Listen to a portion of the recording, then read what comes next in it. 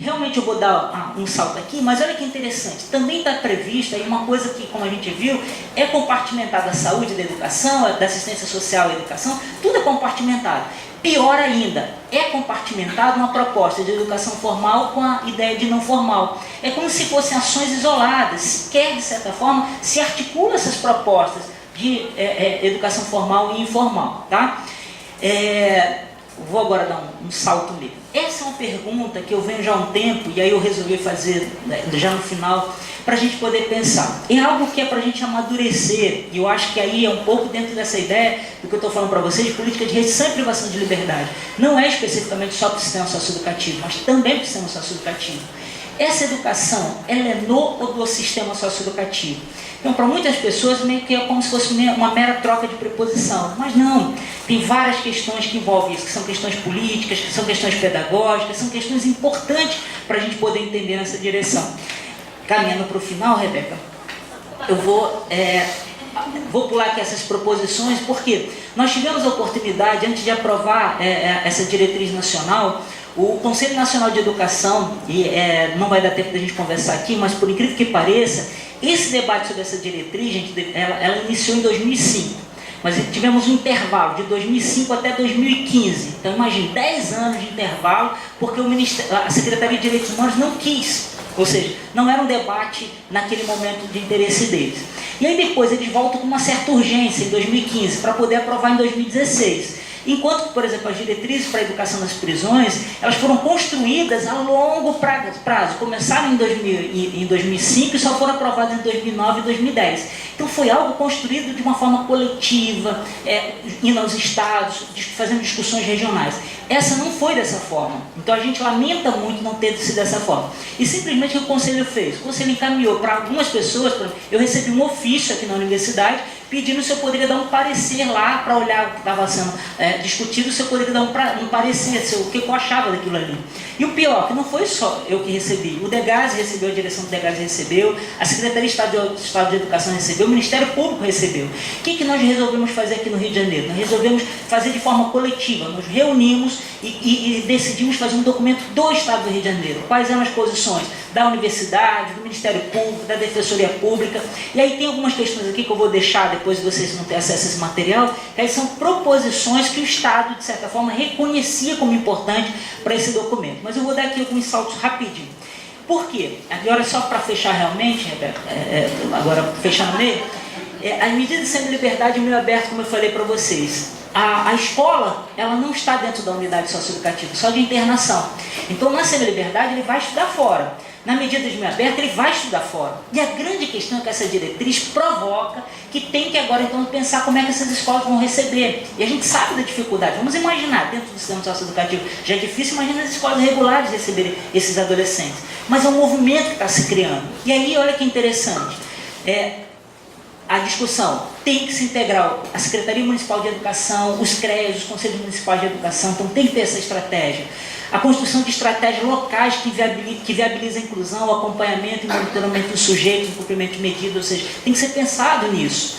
Como promoção de formações locais que contemplem profissionais. Por quê? Eu tenho vários alunos que estão pesquisando, por exemplo, o papel do pedagogo na medida de meio aberto, o papel do pedagogo no sistema socioeducativo.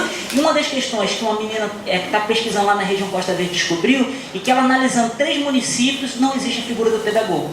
Ou seja, está previsto dentro das normativas, mas quando chega lá não tem a figura do pedagogo. Então, vamos imaginar o que significa essa atuação no campo da educação. Então, é o assistente social, o psicólogo que faz essa atuação. Realmente, agora, caminhando para o final, aqui vai ter uma frase muito legal que eu queria só finalizar com isso, que foi aprovada no Conselho Nacional na Conferência Nacional de Educação Básica.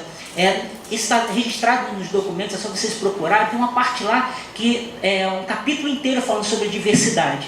E é muito interessante a provocação que esse documento faz, no sentido de quando a gente fala, como é que então nós vamos trabalhar com uma proposta educativa que leve em conta a diversidade? Aí está lá no documento. Assim como a diversidade, os processos e a luta pela inclusão na educação básica representam mais do que a incorporação total ou parcial dos chamados diferentes aos espaços e tempos escolares negados historicamente. Eles implicam posicionamento político, reorganização do trabalho da escola, do tempo escolar e da formação de professores, o trato ético e democrático dos alunos e seus familiares, novas alternativas para a condição docente, uma postura democrática diante do diverso.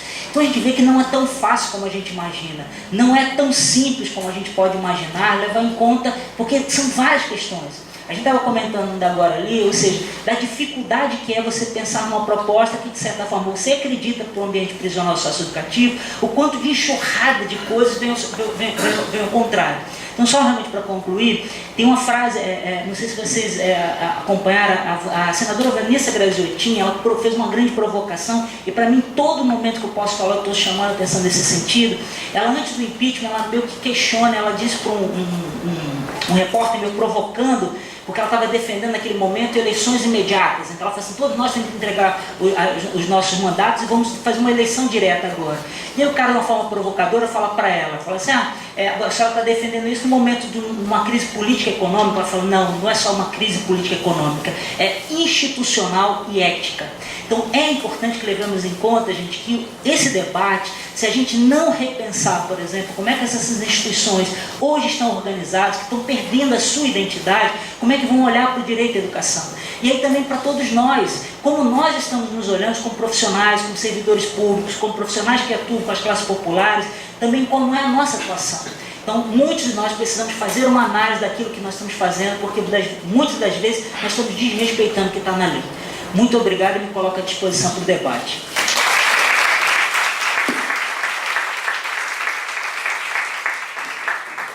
Agora chamando a palavra, Lívia de Souza Vidal. Boa noite.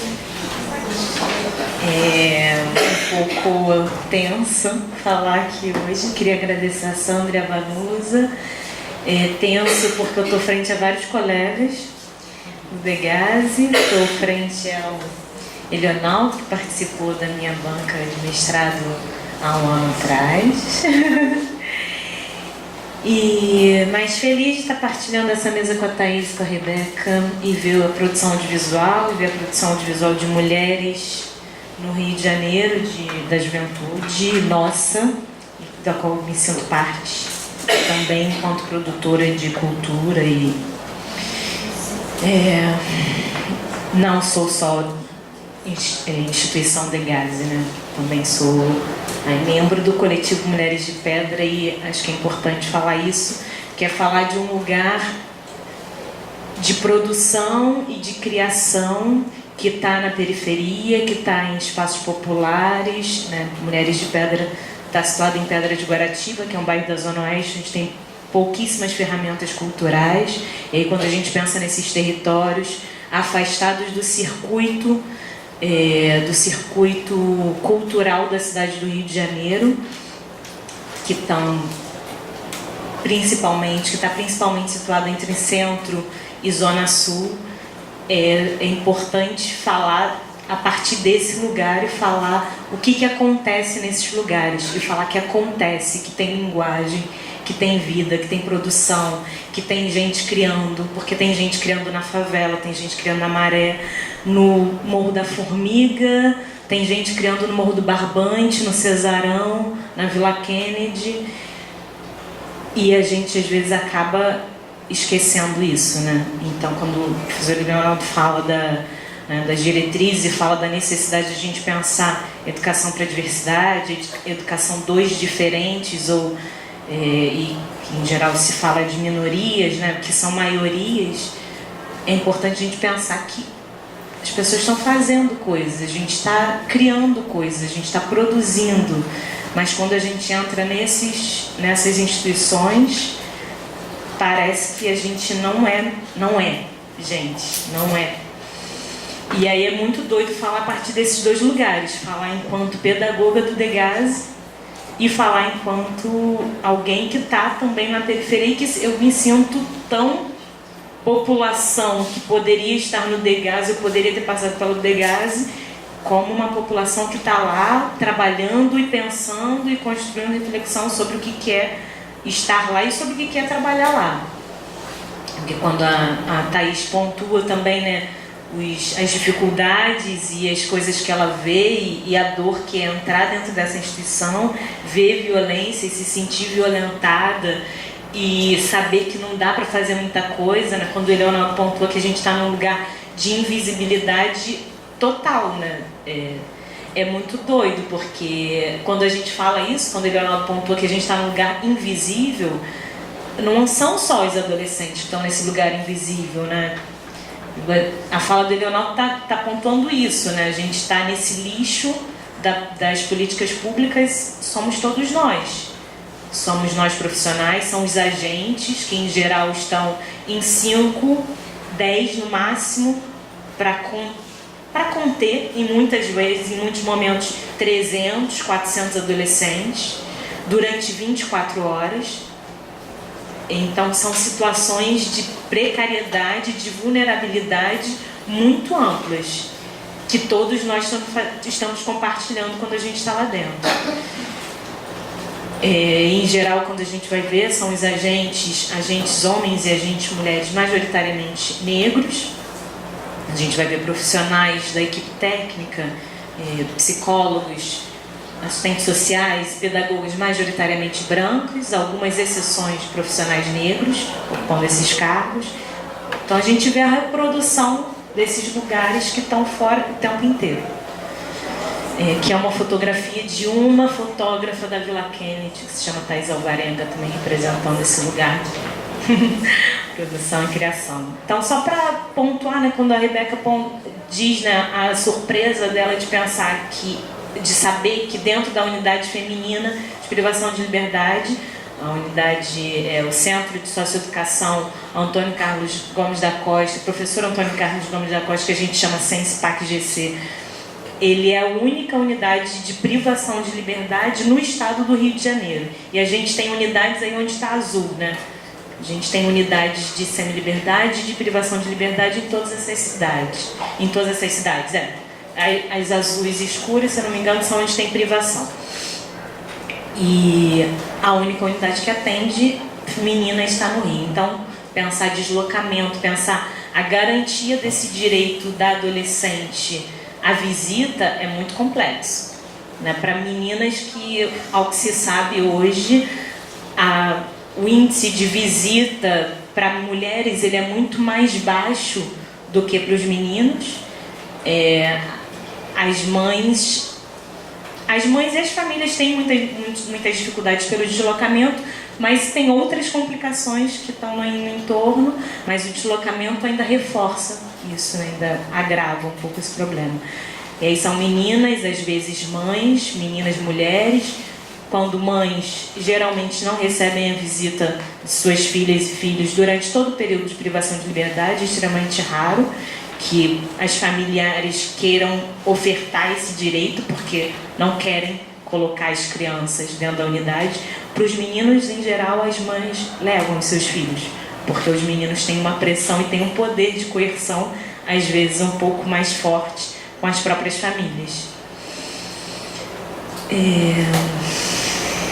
Eu estou tentando organizar minha cabeça, tentando seguir aqui, mas tá bem complexo falar disso. Eu passei um final de semana com 16 mulheres do Campo Limpo, do Capão Redondo, de São Paulo, e pensar tudo isso, pensar a juventude na socioeducação, nesse contexto atual, é muito complexo. Eu fiquei muito questionando o tema, né? Juventude em conflito com a lei. A gente tentar pensar que são juventude, são adolescentes, pensando em todos esses estereótipos que eu fui pontuando de território, né, de raça, em algum sentido já coloquei. A gente pensar quem é que está em conflito com a lei, né? A gente tem o colarinho branco, os maiores criminosos hoje no Brasil são é a população branca que não está encarcerada. Então, talvez não seja essa juventude que esteja em conflito com a lei. E pensar nisso e falar disso tudo nesse contexto em que a gente perde Marielle, em que a gente perdeu ontem a mãe de Solano Trindade, enfim, tem perdido pessoas de referência para poder pautar essa questão, pautar essa população dentro da política, dentro dos espaços de construção de política específica para essa população, tem sido bem rude. Vou passar isso aqui. Então é isso. atuei 2 anos na Escola João Luiz Alves, na unidade de internação masculina que fica situada na Ilha do Governador. Agora eu atuo na Escola de Gestão Socioeducativa do DEGASE, que é uma escola de formação continuada para os servidores do DEGASE. E aí esse olhar também para pensar que os servidores também estão em sofrimento, que a gente é uma população profissional que adoece muito. E dentro da Escola de Gestão Socioeducativa eu tive a oportunidade de atuar em 2 núcleos bem interessantes, que é o Núcleo de Estudos Afro-Brasileiros do DEGASE e o Núcleo de Justiça Restaurativa agora, que surgiu de uns meses para cá. O Núcleo de Estudos Afro-Brasileiros, a gente vem conseguindo desenvolver cursos específicos sobre a temática racial, mas o fato de ter essa pauta específica, um curso específico para os profissionais, acaba que inspirou e enxertou também todas as outras formações. A maioria das formações hoje a gente tem uma aula específica sobre raça, o que antes a gente tinha aulas sobre diversidade no geral, temas abrangendo o todo e não falando especificamente de raça. Hoje a gente consegue falar especificamente desse tema, conseguir pensar um pouquinho, mesmo se a gente não tem quantificado ainda essa população racial, mas que a gente sabe, visualmente a gente sabe quem eles são. E aí eu trago um pouco essa experiência, esse olhar sobre o que juventude é essa, a partir da dissertação, então, que foi o trabalho defendido no ano passado, início de 2017, que foi um trabalho, uma experiência de rodas de conversa, em que a gente flertou muito com a justiça restaurativa. E aí dialoga muito com tudo que a Thaís estava falando sobre potencialidade, sobre ver e abrir espaço para que as potencialidades dos adolescentes se expressem, tenham liberdade de se apresentar e abrir espaço dentro da instituição e poder forçar com que a instituição possa olhar um pouco para isso. Então a gente realizou rodas de conversa para que os adolescentes pudessem participar de seminários de formação para os servidores. E aí foram 3 meses de encontros e de atividades e eles palestraram nesses seminários em 2016.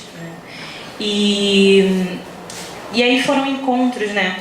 A Thaís pontua várias experiências, várias atividades que ela propôs junto com os grupos, e a gente estava lá propondo espaço de fala, espaço de brincadeira, espaço de criação, e levando materiais e provocações criativas e estéticas que falassem dos territórios deles. Então a gente levou alguns filmes que tinham somente atores negros, a gente levou filmes em que o cenário era a favela, e não necessariamente como uma proposta de terminou o filme e a gente fala qual é a moral da história. Mas não, só assiste o filme e deixa lá, e ao longo do processo a gente vai sentindo o que isso faz, o que isso está provocando na gente. Eles ficavam com uma máquina fotográfica durante todo o encontro e brincavam com isso. E foram trazendo para a gente questões que para eles eram questões de desconforto ao longo desse tempo. A gente trabalhou com os temas de educação, justiça, cuidado. Acho que foi educação, justiça e cuidado os principais. E aí a ideia por que isso flerta com a justiça restaurativa é porque a gente foi entendendo que era um espaço de fala e de escuta genuíno, cuidadoso, sem julgamento, e que a gente queria mais era olhar para a pessoa, olhar para as pessoas que estavam ali, não olhar para a medida que se estava cumprindo, para o ato que foi autor ou não, mas para olhar para eles. E aí trago aqui um trechinho da Sobon Fussomé, que é uma psicóloga do Burkina Faso, e que ela traz uma definição de conflito que fala que conflitos são dádivas para nos ajudar a avançar. É por meio do conflito que ganhamos conhecimento de nós mesmos, descobrimos novas situações para pôr em prática nossos dons. E a justiça restaurativa trabalha um pouco essa ideia de que o conflito, o crime, ele é uma oportunidade para a gente olhar para coisas que não estão sendo olhadas, é uma oportunidade para a gente cuidar das relações, para a gente cuidar da fala, da escuta, da troca, para a gente cuidar do diálogo que talvez não aconteceu e que gerou tantas situações de violência, talvez que provocaram talvez aquela situação conflituosa, aquele crime. Então, um pouco nesse sentido que a gente conseguiu entender que essas rodas de conversa, elas flertavam com as propostas de justiça restaurativa e comunicação não violenta. E aí se opunham à ideia do punitivismo, da medida socioeducativa que priva direitos e que não oferece direitos. Quando ela priva direitos, eu acho que a gente está numa situação em um país que ela priva direitos, né? Então, e pensar um pouquinho o que dentro dessas instituições, o que a gente acaba deixando de ver, o que a gente não consegue ver. E eu acho que a gente não consegue ver essas pessoas. E aí falo enquanto pedagoga mesmo do sistema, enquanto eu atendi os adolescentes, por maior que fosse o esforço de olhar, de dialogar com eles e de pensar a pessoa deles, era uma exigência de você tem que fazer um relatório, você tem que escrever sobre ele, você tem que ter uma opinião sobre ele e ele precisa sair. Então, o que vale é o comportamento dele e ele tem que ser disciplinado. Porque se ele começar a dar problema, e se ele começar a não ir para a escola, e se ele começar a se cortar todo dia, ou se ele começar a se enforcar, isso gera um problema para a unidade, isso gera uma disfunção. E aí a gente só quer que ele fique quieto. A gente só quer que dê tudo certo como tem que acontecer. Que os horários sejam cumpridos, que as atividades sejam realizadas e que não tenha tensão. Mas o que mais tem é tensão. Porque quando você contém, a única coisa que existe é tensão. E como é que você vive essas duas situações? Como é que a gente vai pensar uma instituição que promove alguém, que promove direito, que promove alguma coisa... Né? Acho que ela mexeu na câmera. Nessa realidade em que tem regras muito estritas e muito exigentes que precisam ser cumpridas. E aí só a população, só para mostrar um pouquinho da população que participou das rodas de conversa, né, eles eram 22, a gente fez um grupo meio a meio, assim, metade feminino e metade masculino. Uma coisa que já é subversiva por si dentro da instituição, porque a ideia das instituições de privação de liberdade é a segregação de gêneros e de sexos, né? Então a gente conseguiu juntar os grupos, mas a gente vê aí uma maioria, apenas uma menina em que a gente de fato reconhecia ela como uma pessoa branca. Isso não é da autodeclaração, isso foi a partir da nossa percepção. A maioria dos atos infracionais, né? A gente tem aí uma grande maioria de ato infracional roubo, 4 tráfico dentro desse universo, mas isso representa em alguma medida o que acontece no Degase. A gente tem na privação de liberdade muito caso de tráfico e muito caso de roubo e sequestro, tentativa de homicídio, são situações, são grupos menores. E aí quando a gente pensa tráfico, o que significa tráfico no Brasil, o que significa venda de drogas no Rio de Janeiro, o que é isso como política, como economia, o que é isso como oportunidade, como opção dentro do teu território, quando você mora de frente para uma boca de fumo e que é ali onde você se socializa, é ali onde você brinca, é ali onde você cresce, como é que isso, enfim, isso faz parte da sua vida. E aí as meninas, a gente dentro dessas discussões sobre escolaridade, sobre justiça e sobre cuidado, falas muito fortes do grupo de adolescentes era que era muita culpabilização, assim, porque como eles se sentiram muito à vontade, não ficou o tempo inteiro na reclamação da instituição, não, eles estavam falando deles mesmo. Quando a gente fez uma rodada sobre escola, o que importava, se a escola importava, eles sempre diziam que a escola importava, que era importante, mas que eles não serviam para a escola. Que eles já tinham passado por 5, 10, 15 instituições escolares e que o problema era eles não serviam para aquela escola. E sempre uma fala muito de reivindicação nos 2 seminários, no seminário que teve no Ministério Público e no seminário que aconteceu no SESC, né, as meninas que prepararam o texto delas e leram, assim, elas estavam falando de respeito, elas exigiam respeito em relação à roupa. Não é porque a gente se veste assim, se veste assado, ou que a gente anda assim ou anda assado, que a gente é criminoso, que a gente não merece respeito. Não é porque a gente mora na favela que a gente é menos. E elas estavam com essa fala o tempo inteiro muito forte. Mas é isso que a gente tem feito, a gente tem desrespeitado, a gente tem tratado as pessoas, as crianças, os adolescentes como criminosos na calçada. Quando eles vêm à nossa direção, a gente vai desviar. No ônibus, quando eles estão sentados lá no fundo, a gente fica em pé na frente, mas a gente não senta do lado. E aí as provocações, elas vão aumentar, né? Até que a gente tenha coragem de se relacionar e de respeitar e de olhar para essas crianças, para esses adolescentes como pessoas, como gente. Essa violência, eu tenho a impressão de que isso vai aumentar. E pensando nessa dinâmica da justiça restaurativa e da comunicação não violenta, que dizem, ponto 1, que se tem alguma coisa que a gente está querendo dizer que não está sendo ouvida, a gente vai falar mais alto. A gente vai gritar mais alto, vai gritar mais alto. Ele já é a população preta, periférica, pobre, está gritando, não para de gritar. E a gente não está parando para ouvir. Eu me coloco o tempo inteiro dos 2 lados.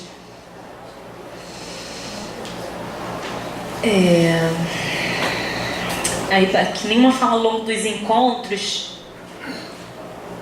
Ah, tá. É isso.